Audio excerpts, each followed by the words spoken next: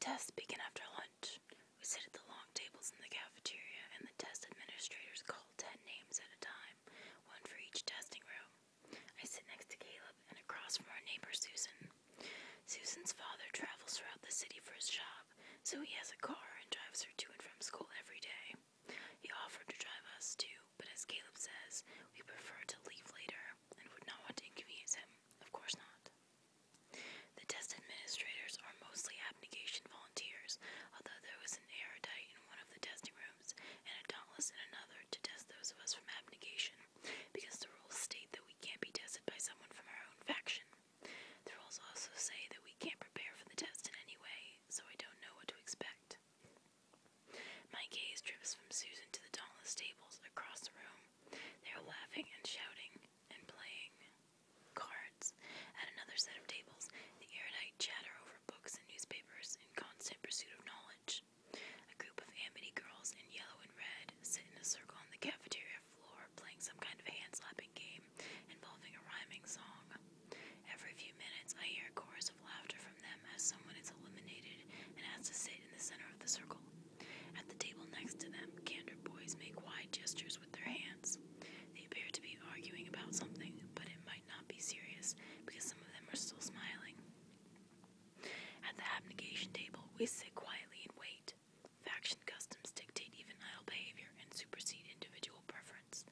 I doubt all the erudite want to study all the time, or that every candor enjoys a lively debate, but they can't defy the norms of their factions any more than I can. Caleb's name is called in the next group. He moves confidently toward the exit. I don't need to wish him luck or assure him that he shouldn't be nervous. He knows where he belongs, and as far as I know, he always has. My earliest memory of him is from when we were 4 years old. He scolded me for not giving my jump rope to a little girl on the playground who didn't have anything to play with. He doesn't lecture me often anymore, but I have his look of disapproval memorized. I have tried to explain to him that my instincts are not the same as his. It didn't even enter my mind to give my seat to the candor man on the bus, but he doesn't understand.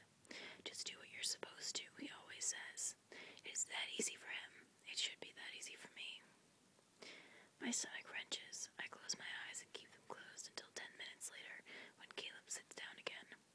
He is plaster pale. He pushes his palms along his legs like I do when I wipe off sweat, and when he brings them back, his fingers shake. I open my mouth to ask him something, but the words don't come. I'm not allowed to ask him about his results, and he is not allowed to tell me. An abnegation volunteer speaks the next round of names. 2 from Dauntless, 2 from Erudite, 2 from Amity, 2 from Candor, and then, from Abnegation, Susan Black and Beatrice Pryor. I get up because I'm supposed to, but if it were up to me, I would stay in my seat for the rest of time. I feel like there is a bubble in my chest that expands more by the second, threatening to break me apart from the inside. I follow Susan to the exit. The people I pass probably can't tell us apart. We wear the same clothes, and we wear our blonde hair the same way. The only difference is that Susan might not feel like she's going to throw up, and from what I can tell, her hands aren't shaking so hard she has to clutch the hem of her shirt to steady them. Waiting for us outside the cafeteria is a row of 10 rooms. They are used only for the aptitude tests, so I've never been in one before. Unlike the other rooms in the school, they are separated, not by glass, but by mirrors. I watch myself, pale and terrified, walking toward one of the doors. Susan grins nervously at me as she walks into room 5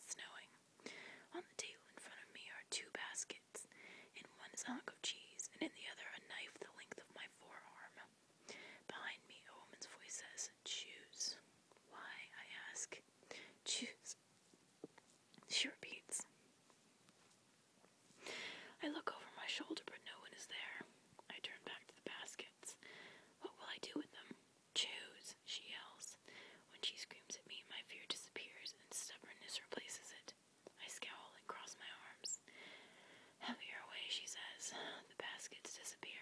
I hear a door squeak and turn to see who it is. I see not a who, but a what.